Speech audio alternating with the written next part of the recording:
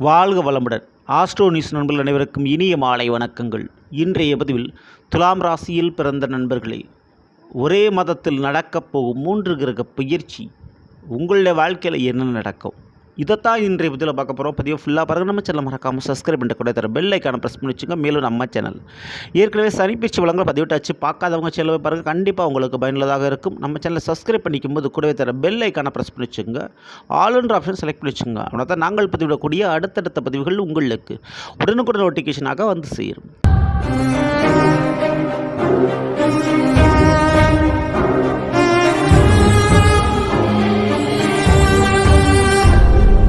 துலாம் ராசியில் பிறந்த நண்பர்களே, ஒவ்வொரு வருடமும் பிறக்கும் பொழுது வெவ்வேறு விதமான கிரகங்களுடைய பயிற்சி இருக்கும். ஆனால் இந்த வருடத்தில் எல்லா விதமான 9 கிரகங்களுடைய பயிற்சியும் இருக்குது.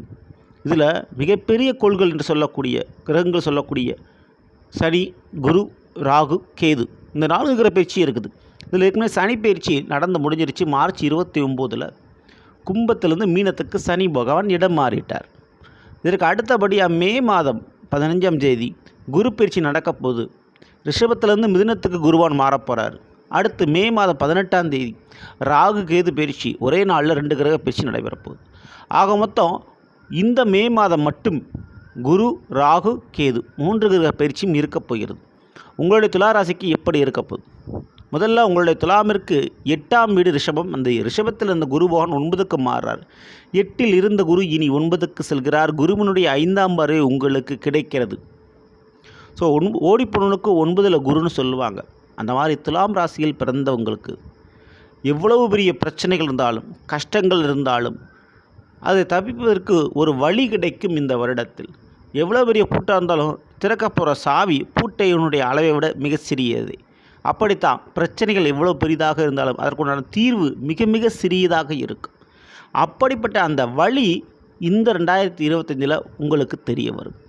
பெரிய பதவி கிடைக்கிறது, குடும்பத்தில் வாரிசு உருவாகிறது, குடும்பத்தில் ஒரு சுபகாரியம், நல்ல ஒரு காரியம் நடக்கிறது போன்ற நிகழ்வுகள் கண்டிப்பாக உங்களுக்கு நடக்கும். அடுத்தபடியாக 12ஆம் வீடான கன்னியில் இருந்த கேது இடம் மாறி சிம்மத்திற்கு, அதாவது 11ஆம் வீட்டுக்கு போகிறார். அப்போது வெளிநாடு செல்வதற்கு இந்த தடை விலகுது. வீட்டு பிரச்சனைகள் தீரும். அதுவும் குறிப்பாக மாமியார் வீட்டு வழிகளில் இருக்கக்கூடிய பிரச்சனைகள், கஷ்ட நஷ்டங்கள் தீரும். தீராத மருத்துவ செலவுகள் தீர்ந்து குறைந்து போகும். அதே போல் மூத்த சகோதர சகோதரிகளாக இருந்த பிரச்சனைகள் கொஞ்சம் குறையும். கோர்ட்டு கேஸு, அரசாங்க வழியில் அதாவது பிரச்சனை, கஷ்டம், நஷ்டம் அல்லது அரசாங்க வழியில் உங்களுக்கு ஒரு தண்டனை இருந்தால் அதுலேருந்து நீங்கள் விடுதலை அடைவீர்கள். அதே போல் ராகு பகவான் உங்களுடைய துலாமிற்கு 6ஆம் வீடான மீனத்தில் இருந்தவர் அப்படி இடப்பெயர்ச்சி அடைஞ்சி 5ஆம் வீடான கும்பத்துக்கு வந்து சேர்றார். அப்போது இந்த வருடம் உங்களுக்கு காதலும் உண்டு, கல்யாணமும் உண்டு, கையில் குழந்தையும் உண்டு. ஸோ இந்த யோகத்தை ராகவன் உங்களுக்கு கொடுக்குறார். ஸோ அதில் துளாராசிக்காரங்க பெரிய அளவு நிம்மதி சந்தோஷத்தை அடையலாம். ஸோ 5இல் ராகு, 9இல் குரு, 11இல் கேது. ஸோ இந்த அமைப்பு மிகப்பெரிய யோகத்தை கொடுக்குது. கண்டிப்பாக உங்களுடைய பெயர் பிரபலமாகும், பதவி கௌரவம் தேடி வரும்.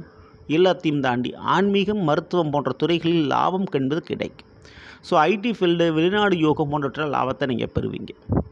ஸோ இப்படிப்பட்ட நன்மைகளை கொடுக்கக்கூடிய ஒரு காலகட்டத்தில் கண்டிப்பாக துளாராசிக்காரங்கள் செய்ய வேண்டிய ஒரே ஒரு விஷயம் என்னவென்றால், காளி, துர்க்கை போன்ற பெண் தெய்வ வழிபாடுகளை தவறாமல் பண்ணிக்கங்க. குறிப்பிட்டு பௌர்ணமி தினங்கள், அமாவாசை தினங்கள், அது மேலும் உங்களுக்கு நன்மைகளை கொடுக்கும். சரிங்களா?